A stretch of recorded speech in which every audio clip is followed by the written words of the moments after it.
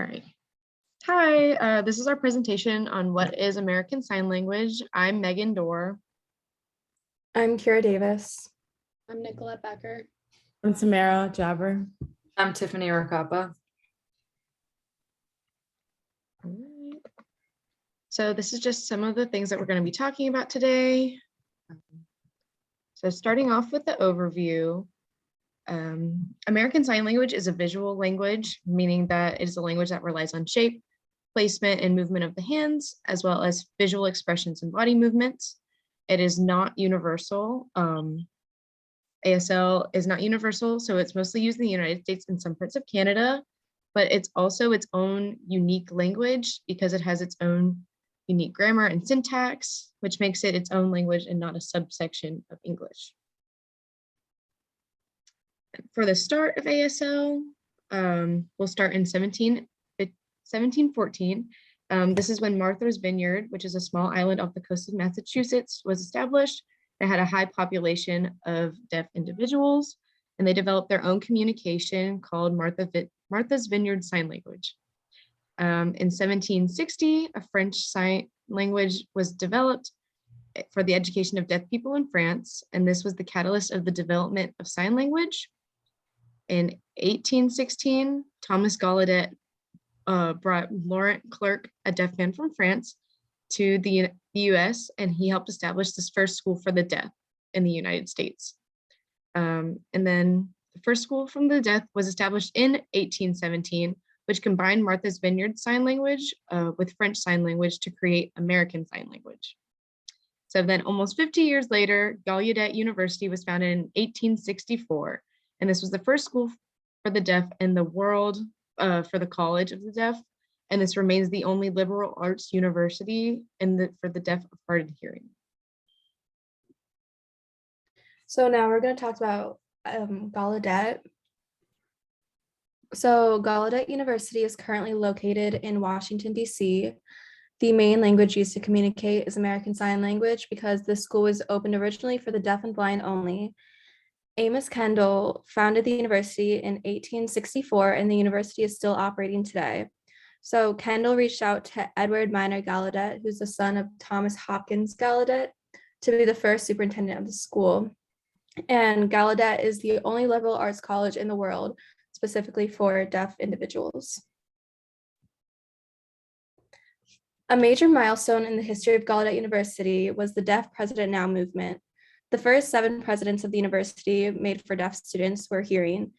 This caused upset among the deaf students and individuals in the world because there were no deaf representation for the president of Gallaudet.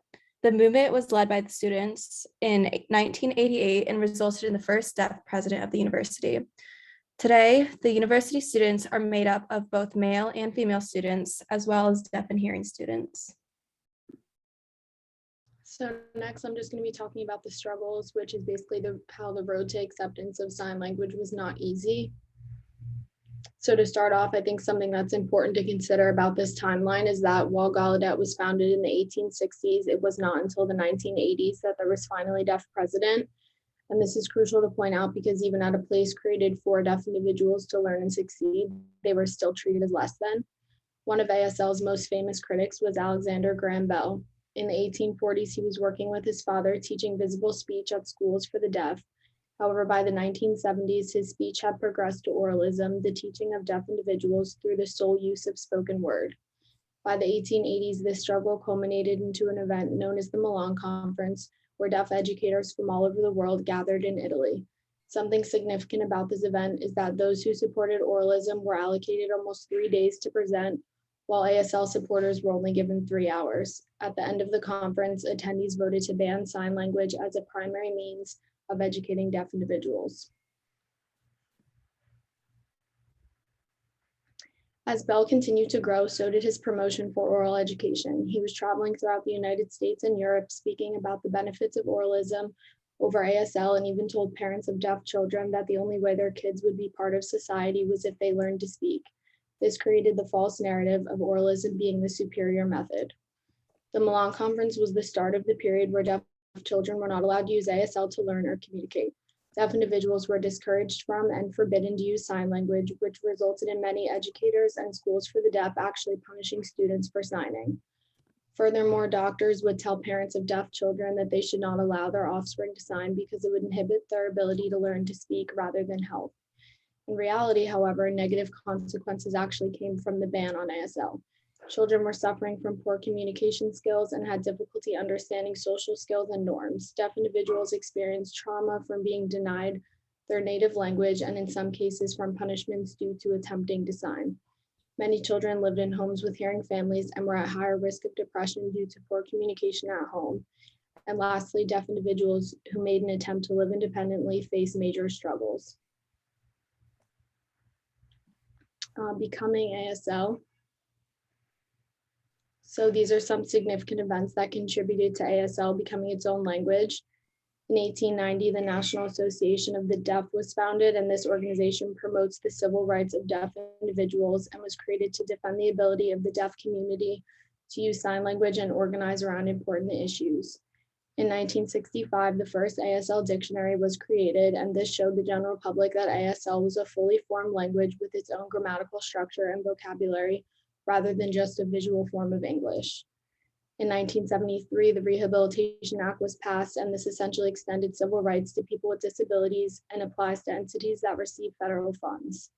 As mentioned before, in 1988, there was finally a deaf president at Gallaudet, and while it took a week-long protest and extremely determined students, this moment not only led to the inauguration of a deaf president, but also promoted legislative and social change for years to come. Lastly, in 1990, the Americans with Disabilities Act was passed, which prohibits discrimination based on disability and played a large role in employment for individuals. ASL is the most famous and well-recognized method of communication for the deaf community in the United States. ASL phonology is visual and involves signs, movements, and body language. While it was once believed to do more harm than good, it's important to know that sign language enhances social interaction and does not inhibit language acquisition. In reality, ASL helps children academically. Now we're going to go over the basics of ASL. There are 5 elements of American Sign Language. These elements include palm orientation, hand shape, movement, location, and facial expression. Each sign is unique and has each of these elements, but differs slightly from other signs. The area of a sign for an individual is from their right to their left shoulder, from the top of their head and to their waist. The structure of ASL is object, subject, verb. For example, if the sentence, "I called my mom yesterday," was signed, the structure would become, "Yesterday, my mom, I called." Lastly, make sure you use your dominant hand always to sign. While some signs use both hands, you cannot switch between your right and left hand when signing the alphabet, and so on. I'm going to demonstrate some basic signs now. First, we'll go over the alphabet. So A, B, C, D, E, F, G, H, I, J, K, L, M, N, O, P, Q, R, S, T, U, V, W, X, Y, and Z. Now we'll go over numbers 0 through 9. So it's 0, 1, 2, 3, 4, 5, 6, 7, 8, 9.